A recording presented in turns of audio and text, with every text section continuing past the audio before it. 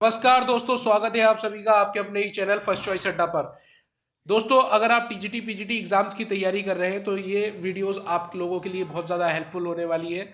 Playlist मैंने डाल रखी है अपने टेलीग्राम चैनल पर, वहां पर जाकर आप देख सकते हैं। चलिए आज की इस वीडियो की शुरुआत करते हैं। पहला क्वेश्चन है, partner whose association with the firm is unknown to the general public is called. इसको आप लोगों ने देख ही लिया है इस क्वेश्चन को। अब इसका आंसर आप लोगों के हिसाब से क्या हो सकता है ये आपको बताना है। इसका आंसर है दोस्तों सीक्रेट पार्टनर।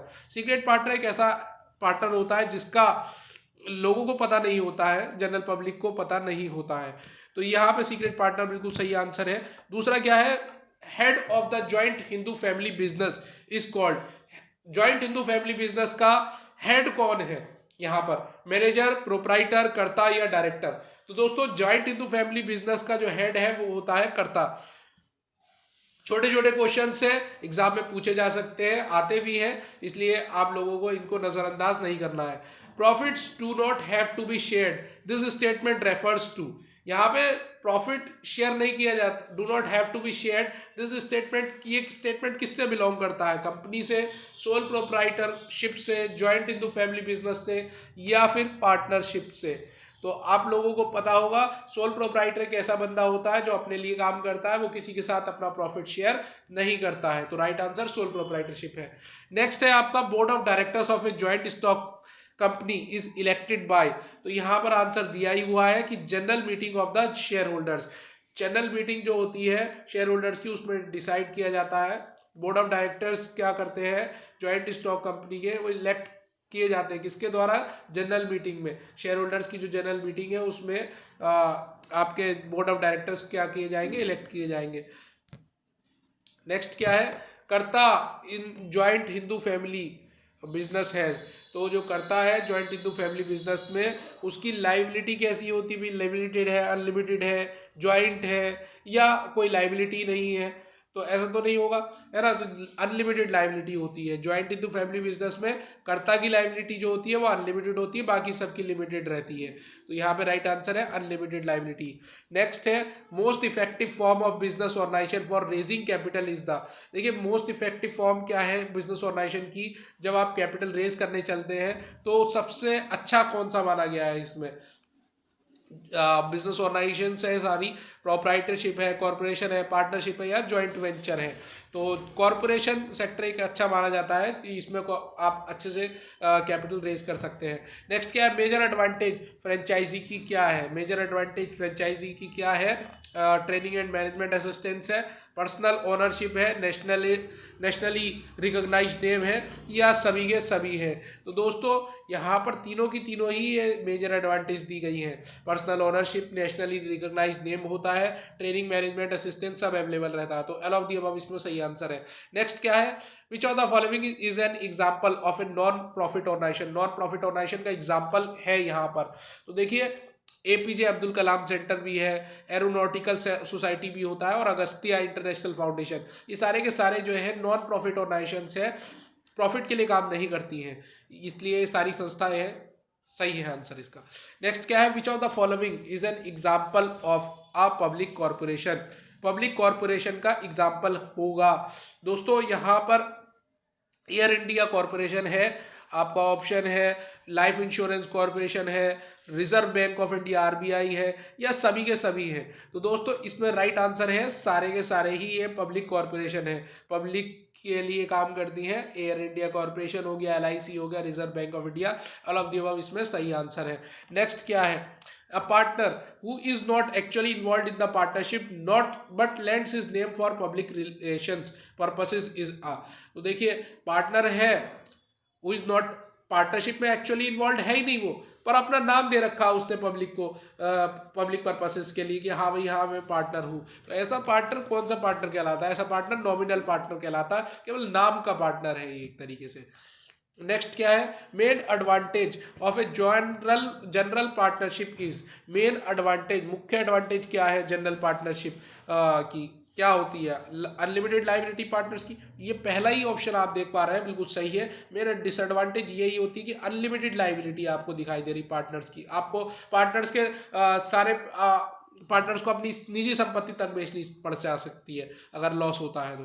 बाकी देखिए शेयर्ड मैनेजमेंट ये सही है, एडवांटेज हो सकती है। Difficulty of termination, disagreement among partner, पर कहीं ना कहीं ये अनलिमिटेड लायबिलिटी वाला जो है वो ऑप्शन डिसएडवांटेज माना गया। नेक्स्ट क्या है, मेन है simplest form of business ownership. Simplest form of business ownership, simplest form क्या है बिजनेस ओनरशिप की, तो यहाँ पर है सोल प्रोप्राइटरशिप। सोल प्रोप्राइटरशिप एक ऐसी फॉर्म होती है जो कि बहुत सिंपल है ना, कोई भी कर सकता है, कोई इसमें लीगल फॉर्मेलिटीज़ की ज़रूरत नहीं है कुछ, एक ही बंदा है सब कुछ चला सकता है, मैनेज कर सकता है, तो यहाँ पे सोल प्रोप्राइटरशिप है। Disinvestment of A PSEs employees, तो PSEs पब्लिक सेक्टर एंटरप्राइजेस जिसको कहते हैं, और डिसइन्वेस्टमेंट अगर कर रहे हैं आप तो क्या है वो उसका ऑप्शन क्या दे रखे हैं, equity shares, sale to private sector public, closing down the operations, investment in new areas और बाइंग शेयर ऑफ PSEs।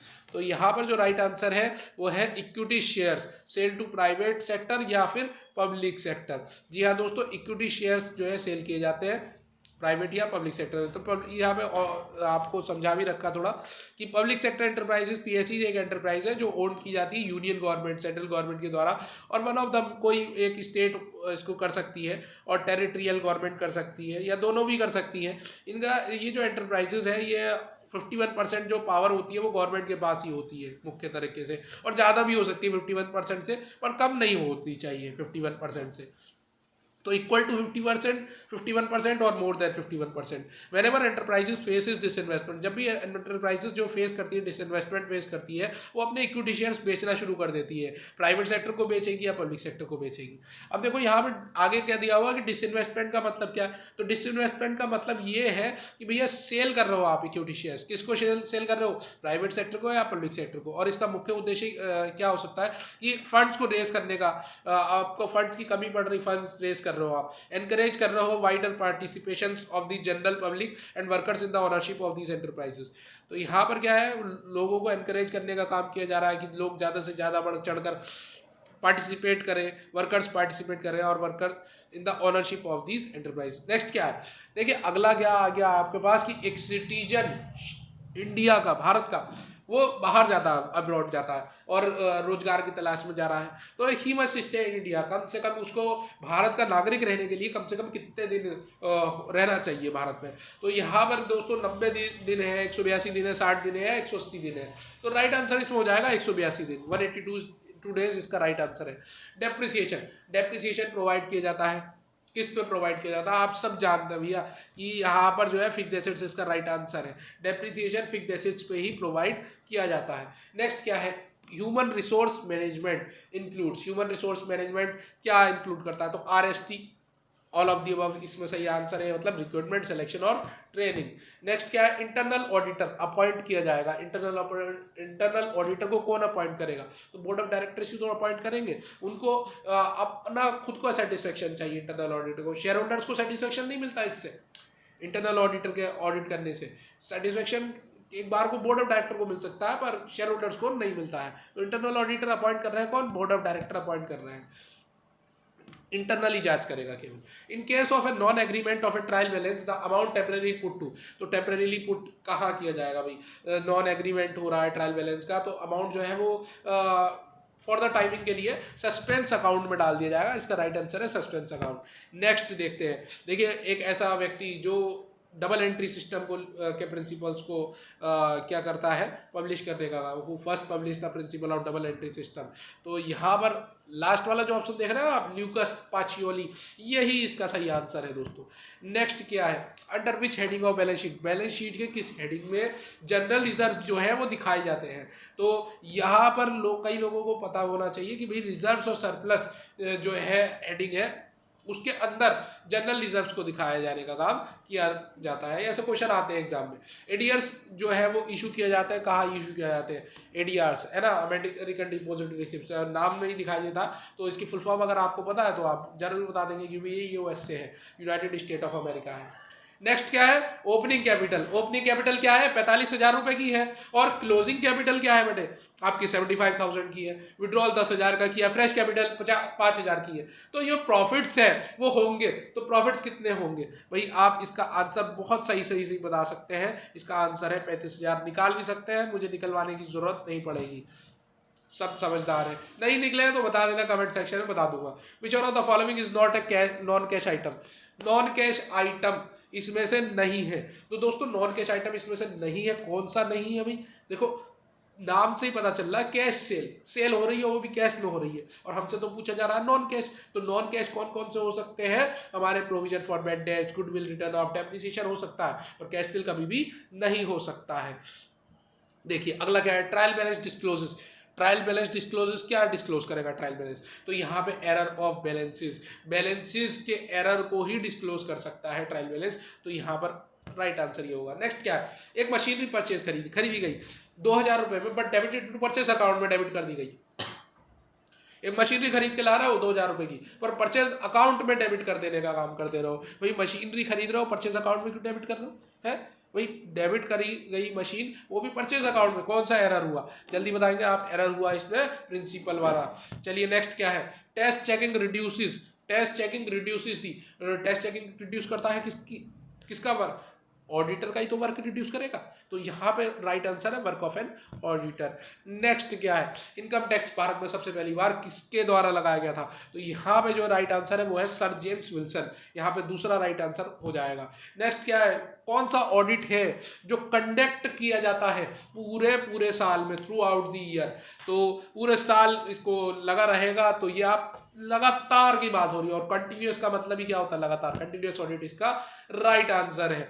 दोस्तों शॉर्ट वीडियोस भी अब आने वाली है, इसलिए उनको भी देखिएगा, आप लोगों के बहुत ज़्यादा काम आएंगी, और चैनल को सब्सक्राइब जरूर कर लिया करिए, आप चैनल सब्सक्राइब नहीं करते हैं। नेक्स्ट क्या है, क्वेश्चन 79, एन ऑडिटर एक वॉचडॉग होता है, ब्लड हाउंड नहीं होता है। ये बहुत बार मैंने आप लोगों को पढ़ा है, आप बता भी सकते हैं इसका right answer, Kingston cotton mills company 1896 वाला केस है ये, और यही इसका राइट आंसर है।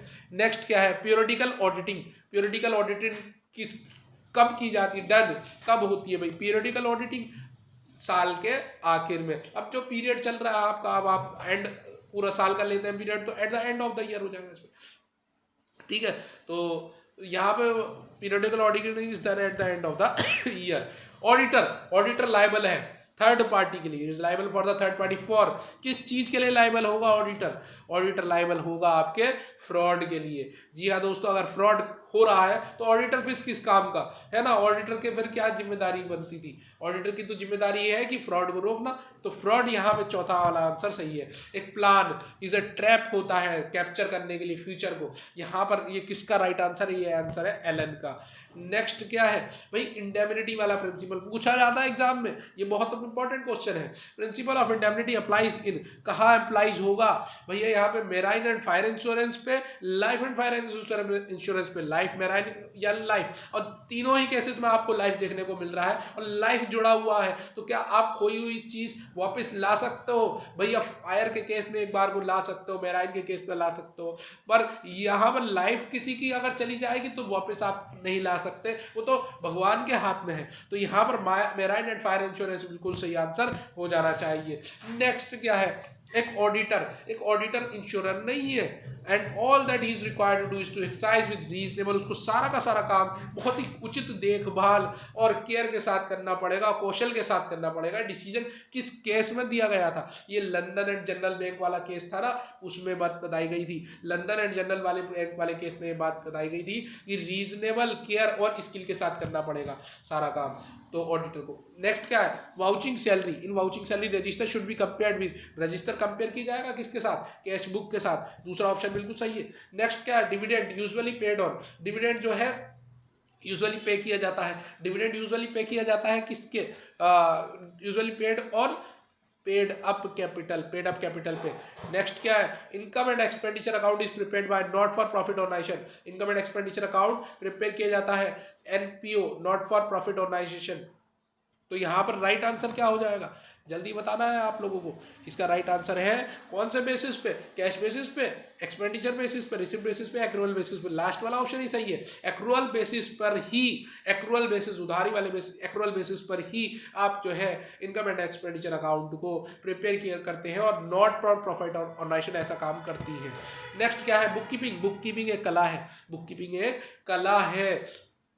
बिजनेस के ट्रांजैक्शन को मेंटेन करने के लिए, और वो भी प्रिस्क्राइब्ड मैनर में, प्रिस्क्राइब्ड बुक्स में। ये किसकी डेफिनेशन है? जे.आर. बाटली बॉय की डेफिनेशन है माय फ्रेंड्स। नेक्स्ट क्या है? Which of the following is an imaginary asset? Imaginary assets होते हैं तो देखिए प्रिलिमिनरी एक्सपेंसेस। प्रिलिमिनरी एक्सपेंसेस एक ऐसे एक्सपेंसेस होते हैं जो कि इमेजिनरी एसेट भी कहा जाता है, इमेजिनरी एसेट भी कहा जाता है। नेक्स्ट क्या है? Which of the following is not a fixed asset? Fixed assets नहीं है माय फ्रेंड्स। फर्नीचर तो फिक्स्ड एसेट्स है, फिटिंग तो आपका फिक्स्ड एसेट्स है। स्टोर्स क्या फिक्स्ड एसेट्स है? देखिए ऑफिस इक्विपमेंट्स भी फिक्स्ड एसेट्स में आते हैं, पर स्टोर का भी फिक्स्ड एसेट्स में नहीं आता। इसमें राइट आंसर तीसरा हो जाएगा।